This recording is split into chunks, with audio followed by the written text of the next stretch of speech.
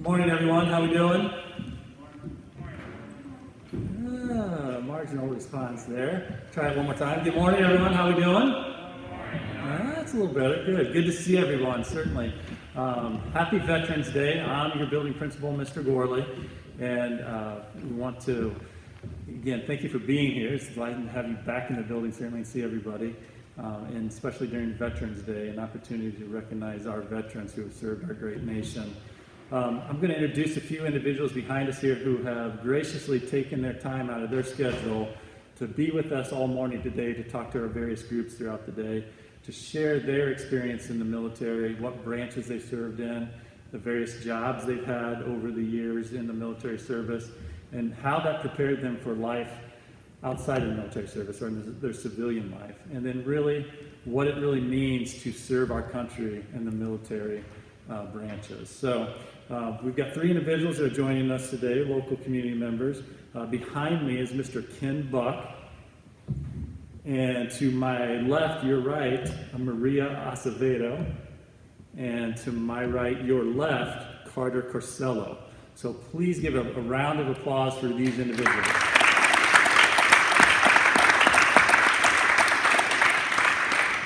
And with that, I'm going to introduce Mr. Ken Buck.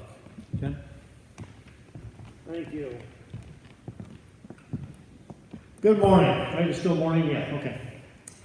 Thank you. Thank you for having us in. Thank you, Mr. Gurley. Thank you, Dr. Ortiz. Thank you to the administration and the staff and to the students of Morris Community High School for having us in today. We're here just to share with you a little bit about who we are, how we got into the service, some of our experiences. And you're going to find that in some ways they're similar and in other ways they're very different. And that's one thing I've discovered in my path is veterans are a small percentage of our American population. We come from different backgrounds, different ways of life, joined different branches of service, had different experiences, but in the end we're all very common. It's a thread that binds us. My story started back in high school. Like you, I was in high school. I went to Veteran Andrew High School in Tinley Park. Was getting ready to graduate. Didn't quite know what I wanted to do. Knew that college was probably on the top of that list. Didn't know what I wanted to study. Didn't know where I wanted to go. But it was time to start thinking about it. Somewhere in the conversation, probably with my parents, the military came up. Had never considered that before. Don't come from a military background. I found out I have an uncle that did serve in the Army. My father, my grandfather had not. So I was not exposed to that way of life. Looked into it, explored a little bit more. Somewhere in that process said, okay, I'll look into this, but I'm not going to be in the Army and I'm not going overseas. My vision of the Army was, hey, guys crawling around in the mud, getting shot at. I say I'll do that now because as the story goes on, you'll find out why that's significant to the story. Continue to pursue it. As you know, the military, several branches of the military have colleges, what we call academies. So Army West Point, U.S. Navy has Annapolis in Annapolis, Maryland, Air Force Academy in Colorado. And during my research, I also discovered the Coast Guard has an academy in New Haven, Connecticut. New London, New Haven. Anyways, it's out east. I'm like, hey, the Coast Guard, I'll pursue that. That's a stateside mission. Maybe get a nice assignment in Hawaii or Alaska. I can do that. Wasn't very nautical. Didn't have a boat. Didn't know how to sail. But I said, hey, I can look into that. So I did. Applied to the Coast Guard Academy. Was fortunate enough to spend a couple weeks at the academy one summer, learning a little bit about the Coast Guard. Was not selected to attend the Coast Guard Academy, but that was, that's okay. Continued my college pursuits. Ended up going to Northern Illinois University in DeKalb. Continued to pursue the military. Didn't quite know what I wanted to do, but we had looked into and discovered ROTC, which is Reserve Officer Training Corps, which is basically you're being trained as a military officer while you're going to college. I originally looked into the Air Force, but Northern didn't have an ROTC program for the Air Force. They had one in Chicago at the Illinois Institute of Technology. That would require me to commute. That just wasn't going to work out. Didn't have a car, all those other logistics challenges. But Northern did have an Army ROTC program. And again, wasn't real keen on the Army. Thought, hey, the Army's the infantry climbing around in the mud. But hey, you know what? The first couple of semesters or classes are just classes. They're general education classes. There's no commitment. There's no obligation. So I signed up. And it worked. Took the classes, found out there's a lot more to the Army than just the infantry. Discovered I liked it. Discovered I was interested in it. It was a class, a couple times a week we had a class in the classroom, but that class also consisted of what we call ROTC Lab. They actually issued us uniforms. We get a uniform once a week, went to lab, learned basic drill and ceremony, which is basically formations, marching. We learned about the structure of the military. We did some field training exercises. We had a gymnasium similar to this gym where we had a rappelling tower in one corner. So once or twice a semester, we got to learn how to rappel off the tower. So, hey, that's not a bad class. Learned a great deal, continued to pursue it. I was fortunate enough to apply for and receive a 3-year scholarship through the Army. Completed my degree, got commissioned as a second lieutenant in the United States Army. Finished my training, went off to Fort Knox down in Kentucky to receive my officer's basic training, which is what officers do. You go to learn your specific skill. I was an armor officer, so I learned how to run a tank, learned how to drive a tank, learned how to shoot a tank, learned how to maintain a tank. Also learned how to lead other men in a tank and in a platoon, in a company. Finished that off, and then next thing I know, I'm being assigned to the 3rd Armored Division. 3rd Armored Division was headquartered in Frankfurt, Germany. So here I am 4 years later, in the Army, in Europe. Little ironic, huh? But you know what? I don't regret it. It was a good thing. I spent almost 4 years in Germany. I was there during the Cold War. Got to deploy as part of my division, deployed to Saudi Arabia and Kuwait as part of Operation Desert Shield and Desert Storm. While in the service as an officer, my first assignment was a platoon leader. A tank platoon leader at my early 20s. I was responsible for 15 other soldiers. I signed my name on a piece of paper that said I was responsible for 4 tanks. About $15 million worth of equipment at that time. If I broke one of them, I paid for it. The good news is you get to have other people sign pieces of paper so you're not as responsible for all the money. But at 22 years old, I was signed for and responsible for over $16 million worth of equipment. Did that for a year, then became a company executive officer, which means I was second in command of a tank company, which was 14 tanks and about 60 soldiers. My 3rd assignment in that unit was as a battalion maintenance officer. I had a small group of about 15 soldiers that I was responsible for, but I coordinated and oversaw the maintenance for all 48 tanks, 6 Bradleys, and a bunch of other vehicles, both wheeled and tracked. I coordinated with higher level other units for maintenance, all the different companies, etc. As I said, I was there during the Cold War. I got the opportunity to travel to West Berlin during the Cold War. Got to see both sides of Berlin. Was in Berlin, was actually still in Germany when the Berlin Wall fell and the Soviet Union started to dissolve. Was fortunate to go back to Berlin several months later after the wall had fallen, and got to see that side of Germany, or that part of Germany again. The Cold War ended. Hey, we're good. We're not going to go to war. This is good. Then 1990 came along. Saddam Hussein invaded Kuwait. The United States deployed forces to form a small defensive force, basically the airborne soldiers, the air assault. We sent some Marines over.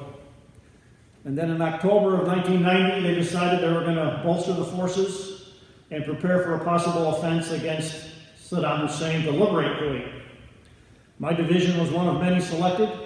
We then spent several months preparing and deploying our units from Germany to Saudi Arabia. I spent Christmas of 1990 in Germany. I spent New Year's Eve of 1990 in Saudi Arabia. One day you're there, next day you're not. We were there for the air war. Was in Saudi Arabia in January, mid-January, when the air war started. My division was part of the unit that went out to the far west and came in to the side of Saddam's forces. I was involved in the ground war, the 4-day ground war. My unit was there from day one. After that, we redeployed. We actually had an assignment. We ran a refugee camp for a while. We supported a refugee camp. And then in May of 1991, we redeployed back to Germany. A few months later, I got out of service, decided it was time to move on and try something else. Didn't think much about it. And then 9 years later, I got a call from a reserve unit in Fort Sheridan, Illinois, which is up north near Lake Forest. My name is still on the list, and when you're an officer, if you resign your commission, you're still on the list, in case they need to call you back. Well, they didn't need to call me back, but they called me looking for officers, and I said, you know what, I'll take a look at this. So I went and visited them. Part of me still missed part of it. So I got involved. Went back in the reserves, which is your 1 weekend a month, your 2 weeks in the summer. My unit did a little bit more than 2 weeks because of our mission, but I enjoyed it. I enjoyed every minute of it. It was a neat mission. We trained other units. I didn't train individual soldiers, I trained units. I taught them how to work together, how to fill out their missions and do that kind of stuff. It was neat. Then the events of 9/11 happened. I was working my civilian job. We all know what happened on that day, but nobody knew what the future brought. Well, several months later, that future brought me back into the military. I was called back to active duty for 2 years. I did not deploy to Iraq or Afghanistan, but I was stationed here in the States, traveling around the country, training and preparing Reserve and National Guard units for deployment overseas. I did that for about 2 years, and then shortly thereafter I got out of the service. When I was in high school, I had no idea that would happen. But I would do it all over again. It was great. There were some tough times, some unique times, some long days, some long weeks, but it was an experience that you just can't replicate. I got an opportunity to see parts of Europe. I was able to had a car when I was overseas. Even one time my parents came over and we traveled together. I'd like to get back to Europe someday. I didn't get to see all of it, but I got to see a good chunk of it. It was a neat experience. I got to see Saudi Arabia and the Middle East. Not a lot of it, but once you see the middle of the desert, you've seen all of them. I mean, you hear the phrase, I'm in the middle of nowhere. I've been to the middle of nowhere. The map they gave us, big piece of white paper, because the desert is flat and there's nothing there. But unique experience. Got to see part of the world that I never thought I would. And then, of course, here in the reserves, I got to see different parts of this country, travel to various places, worked with a lot of good people, a lot of good experiences. Since getting back, I've come back to live here in Morris. My wife and I moved here about 15 years ago. Our sons are graduates of Morris High School. My wife's a graduate of Morris High School. I've gotten involved in the veterans community. I'm currently the commander of the American Legion. I'm a member of the VFW, a member of the 40 and 8. My day job, which if you talked to me back in high school or even in college about where I'd be 30 and 40 years down the road, my day job is nothing I even knew about. I'm a veteran service officer. I'm a full-time veteran guy. I take care of veterans all day, every day. And I love it. It's a great job. But if you talked to me back in high school or in college about becoming a veteran service officer, I would be like, what are you talking about? My career, my life experiences, my military experiences have led me to things that I never thought I would experience. It's been an interesting and joyful path, and I'm glad I did it. Like I said, I came from a background, I didn't have a military family background, but I'm glad I did it. The only thing I would do maybe differently if I had a chance to go over is instead of taking that 9 years off, I would have gone right into the reserves.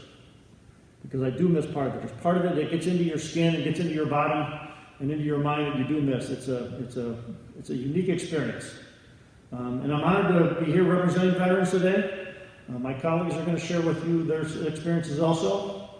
But again, thank you for allowing us in. Thank you for letting us share with you a little bit about who we are, what we did, and what we're doing now. Thank you.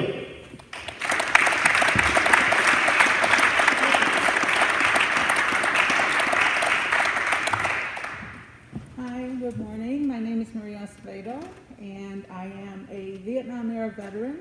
As I listen to these guys, I find I'm about 10 years older than they are. But anyway, I started out like you in high school, 17, and we had a career day, and they had all the branches of the service come in to talk to us, and industry and everything else. And I didn't know what I was going to do. I'm like, yeah, I know, I got to go to college, but I didn't know. And listening to them, I'm thinking, yeah. And then somebody said something. One of them said something, and I thought, I started listening, and I thought, that's what I want to do. I want to join the Air Force. And after I graduated, I'd go to the recruiting station. I'm ready to sign, and they said, well, this is good, but you're only 17. You have to be 18. Otherwise, you have to get your parents to sign. Thinking, oh, darn. So I had to go and talk to my parents and talk them into letting me go. I'm one of 7 children, and my mom is thinking, oh my God, you're going to war, you're going to die. I'm like, no, I'm not, Mom, I'll be okay. I'm going to be right here in the U.S., I'll be fine. My dad was the strict guy, and he's like, okay, this is a contract, you're going to have to do 4 years minimum, and there's no turning back, and you have to do it honorably. I'm like, okay, I got this. So they signed. My mom cried. My dad smiled proudly, and I went off. I 17, lived in Chicago, had only traveled to Puerto Rico visiting family, and next thing I know, I'm on a flight to Texas for basic training. These masks would have come in handy when that TI was in your face, spitting at you, screaming at you, and things like that. I wish we'd have had these then. But finished up there and ended up in Biloxi, Mississippi for training. My career field was electronic warfare systems. We jammed enemy radar. The aircraft would get signals telling them like a SAM missile or a surface air missile was being launched at them, and they had to take evasive action. Part of that might have been some of the equipment on board that would dispense what they call chaff, which is just a lot of metal in little packets that would go out and blur their screen so they couldn't see you, and then that way the pilots would get a chance to get away, that type of thing. Went to training there, and then ended up in Homestead, Florida, and worked on the fighter jets, the F-4E models. And there was a training base, so we did training for the pilots on our equipment. From there, they sent me to Korea. Now I had to call my mom and tell her I lied. I have to go overseas. I'm not just going to be here. Headed to Korea December 13th, 1976. I thought to myself, this is going to be great. I get there, get off the plane, and all I see are military guards everywhere on the streets, in the airports, and they're not ours, they're Korean. And I'm thinking, oh my gosh, I'm listening to a language that it scared me a little bit. I understand Spanish, but this was a language I didn't understand, and I'm thinking, are they talking about me or us, or are they going to attack? You don't know. So that was a bit scary. And then to get in and start working, it was an alert base, and at the time there was an issue with what they called the Operation Paul Bunyan, about the North Koreans shooting at and killing some of our people. And so we were on alert. Our shifts were 12 hours a day, 6 days a week. The 7th day was a day of rest, but you were on call. I remember the uniform of the day was your flak vest, your gas mask, your canteen, and you walked everywhere. So you walk into work, if the sirens went off, you jumped in a ditch. There were ditches everywhere. You jumped in a ditch and waited for the all clear or for orders to do what you had to do. Was glad to leave Korea, but glad for the experience as well. Came back to South Carolina. There I worked the RECCs, the RF-4Cs, reconnaissance aircraft, the electronic warfare systems and countermeasures equipment on there. Then I decided, okay, it's time to get out. I've done what I wanted to do. I finished my contract, like Dad said, and I'm good. Coming out as a Vietnam era veteran was difficult. At the time, Vietnam vets were not given the, I don't want to say honor, but they were frowned upon. And so coming back, it was difficult to find a job, and I ended up working as a machinist, and then I stayed in the reserves to to keep my connection with the military. Did that, also went to DeVry Institute and got my degree in electronics, and then I said, okay, I miss it. I miss the military. I went back in. Same job, went back in, ended up in California, working on the Wild Weasels, the F-4G models, and then I got transferred to Okinawa, and there I worked the RC-135s, which are the spy planes with the SR-71s and the U-2s. And being a female, up to the mid-70s, women were they were restricted to only 2% of the military population. And I'm thinking, wow, I was in that 2%. And then I get there and it's like, okay, you're a woman, you can't fly combat missions, but you can fly training missions. So I can go up there and gather data for these guys to go out and get air medals, but I couldn't get one because I was a female. That kind of irked me a little bit. But anyway, after my time there, I left there and came to South Carolina, or North Carolina, I'm sorry.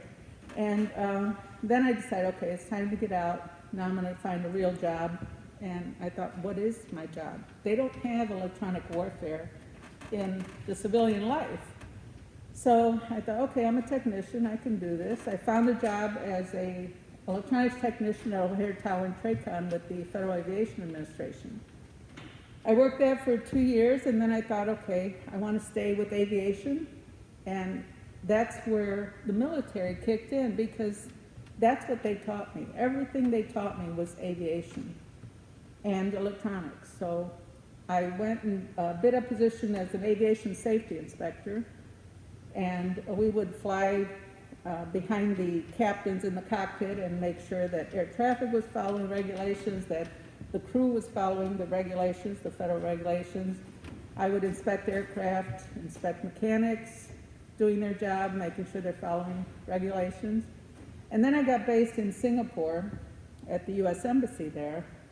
And at the time, I was the manager of the Singapore International Field Office when 9/11 hit. And of course, they're 12 hours different, so 9 a.m. here was 10 p.m. there. I was prepping for a flight to the U.S.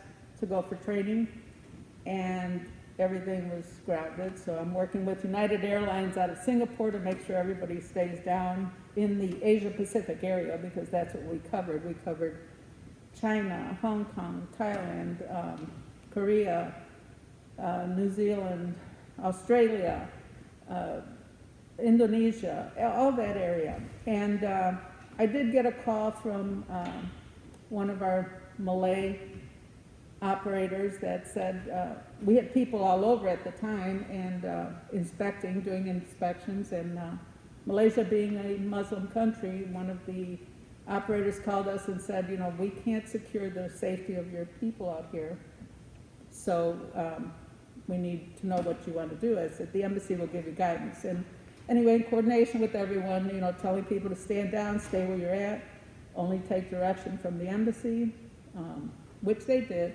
But the military prepared me for all that. I would have never left Chicago, probably, if I hadn't joined the military. And I don't even know how many countries I've traveled to. I know I've been to 4 continents. And, all that just from the military.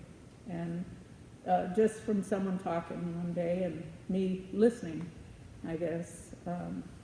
And to this day, as far as women in the military, still very few, but I know that due to COVID, the first female honor flight that was due to take out a leave Midway Airport was scheduled to be this October. And that got pushed because of COVID. And right now I think they're scheduling it for June of next year, and I'm honored to be one of the veterans on that flight, God willing. But if you want to take a look at operationherstory.org, that speaks to female veterans and this particular honor flight. I thank you for your time. Thank the principal and Dr. Ortiz and all of you for attending. Thank you. And this is Carter.